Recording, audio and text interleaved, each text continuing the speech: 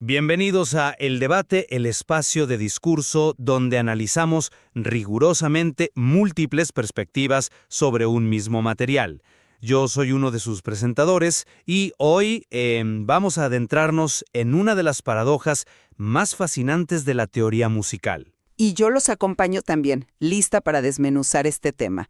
O sea, imagínate abrir un tratado súper riguroso de anatomía y encontrar un capítulo que se llame, digamos, órganos extraños a la biología. Sería completamente absurdo, ¿no?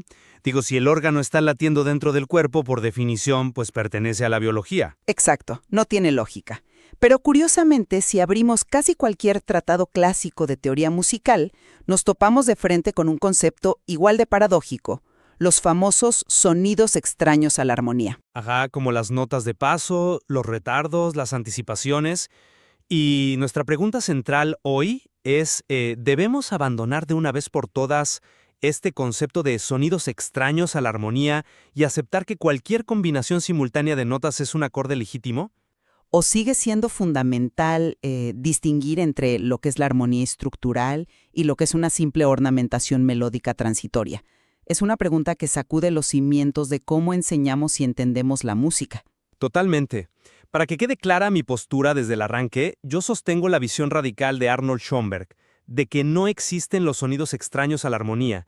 O sea, argumento que toda simultaneidad sonora forma un acorde real y que los límites tradicionales son francamente arbitrarios y obsoletos. Y yo, por mi parte, defiendo que, bueno, aunque físicamente todos son sonidos simultáneos, mantener esa distinción tradicional es psicológica y musicalmente necesaria para diferenciar la estructura fundamental de los eventos melódicos que están solo de paso.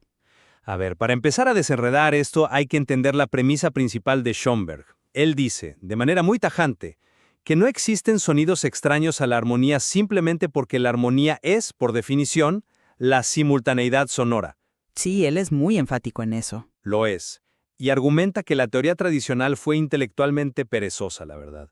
O sea, los teóricos basaron todo su sistema en el modelo de los primeros 5 armónicos superiores. Y cuando los compositores empezaron a usar combinaciones más complejas que no encajaban en esos 5 armónicos, Entraron en pánico. básicamente sí. En lugar de replantear su teoría, simplemente las marginaron. Dijeron, no, esto es accidental, es casual. Tratar a estos sonidos como ajenos a la música es negar la realidad física. Si suenan juntos, pues es armonía. A ver, reconozco la brillantez técnica de Schoenberg, pero los teóricos del pasado no eran simplemente unos ignorantes o perezosos, ¿eh? Clasificaban estos sonidos como casuales, porque su origen y su comportamiento son fundamentalmente distintos. ¿Distintos en qué sentido?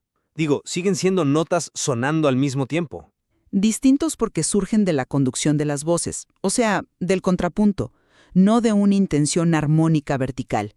Tienes que recordar que la música se percibe en el tiempo, fluye. Claro, avanza. Exacto.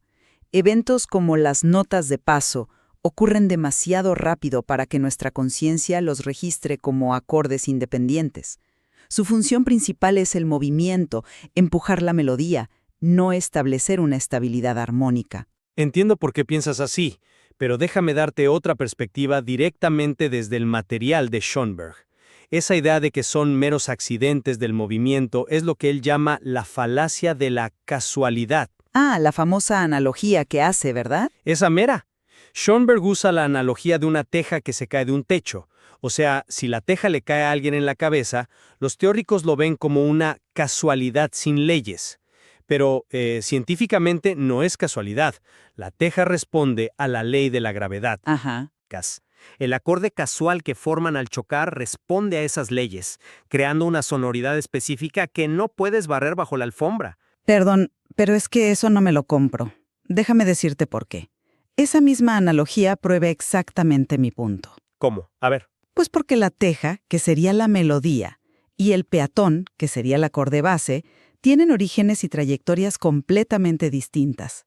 El choque produce un ruido, un sonido, sí, pero el sistema tradicional acierta al separar la estructura del peatón de lo que es el evento transitorio de la teja. Pero el evento ocurre, es real. Sí, pero piensa en el ejemplo del texto con el coro.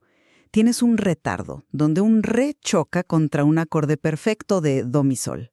Ese re se percibe biológicamente como un elemento extraño, un intruso que exige resolución urgente, a diferencia de las notas del acorde fundamental que son estables. O sea, te genera tensión. Mucha tensión, y esa tensión es funcional. Bueno, pero si ese acorde de do mi sol con el re no se resuelve, digo como ocurre en la música de Mahler o de Strauss que menciona Schoenberg, si se queda ahí suspendido, de repente se convierte en un ente autónomo. Bueno, pero esos compositores estaban estirando los límites a propósito. Exactamente. Estiraban los límites para demostrar que la supuesta necesidad de resolución de la que hablas es solo un hábito estilístico, no es una ley natural del sonido. Nos acostumbramos a que resuelva, pero si no lo hace, sigue siendo un acorde válido y complejo. ¿Límites perceptivos del que también habla el texto? A ver, refresca mi memoria. Schoenberg menciona el problema de la velocidad.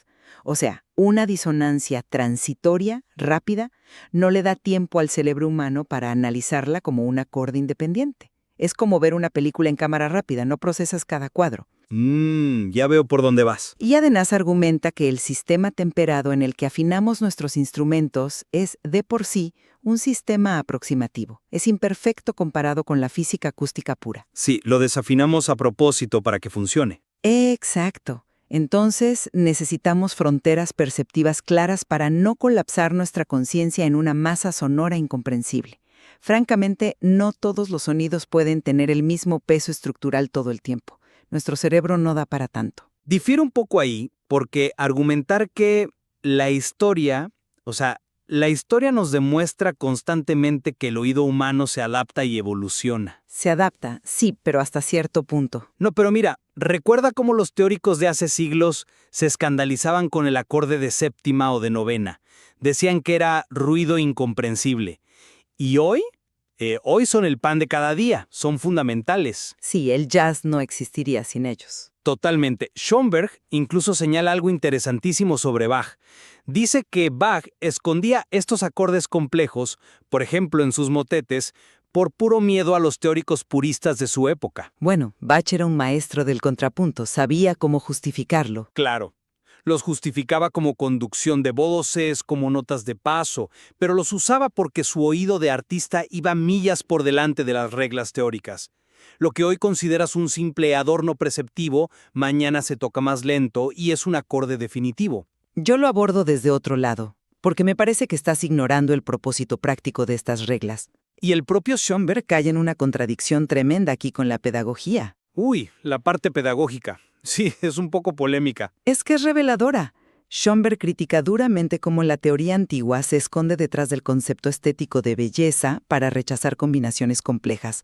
Menciona ese elitismo de los estetas que rechazaron el triple acorde de la flauta mágica de Mozart. Sí, que decían que era un error simplemente porque no encajaba en sus cajitas tradicionales. Ajá, pero, y aquí viene la gran contradicción. A pesar de toda esa crítica feroz, Schoenberg admite en el texto que él mismo le prohibirá a sus propios alumnos el uso de sonidos extraños a menos que sigan rigurosamente las viejas leyes de la conducción de voces. Bueno, sí, les exige justificar cada nota. Pero entonces me das la razón. El maestro es libre, sí, pero el alumno necesita las reglas de restricción. Estos adornos y categorías sirven como una preparación cognitiva indispensable para comprender el sonido natural. El sistema antiguo no es solo un capricho de los estetas, es una muleta necesaria para la mente humana. Acepto la contradicción pedagógica. O sea, es evidente en el texto. Pero creo que enfatizas lo incorrecto. La conclusión de Schoenberg es que usar un método simplificado para enseñarle a un principiante no justifica mantener una falsedad científica en la teoría general. ¿Una falsedad científica? ¿Sí? Porque el alumno necesita reglas provisionales, como rueditas de entrenamiento en una bicicleta. Pero la teoría armónica mayor, el tratado analítico, no debe mentir diciendo que esos sonidos no son acordes físicos reales. La conveniencia pedagógica no debería reescribir la física del sonido.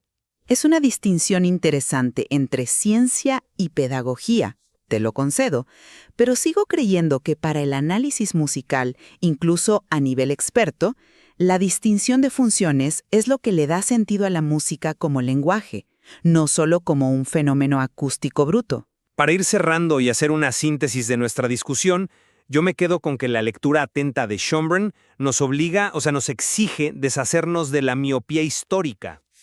Clasificar ciertos sonidos como extraños solo revela los límites temporales de la comprensión de una época.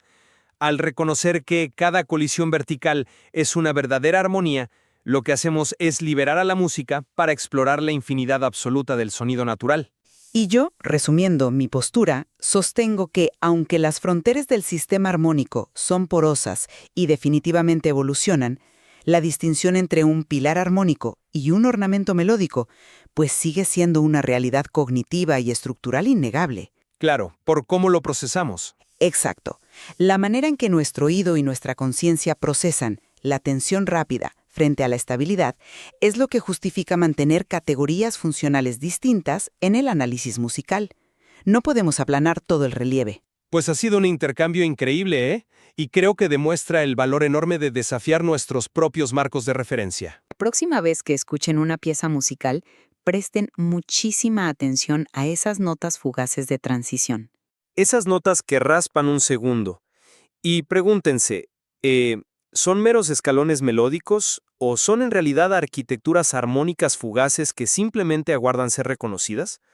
Les agradecemos por acompañarnos. Hay mucha más profundidad en este material para seguir explorando. Nos escuchamos en el próximo debate.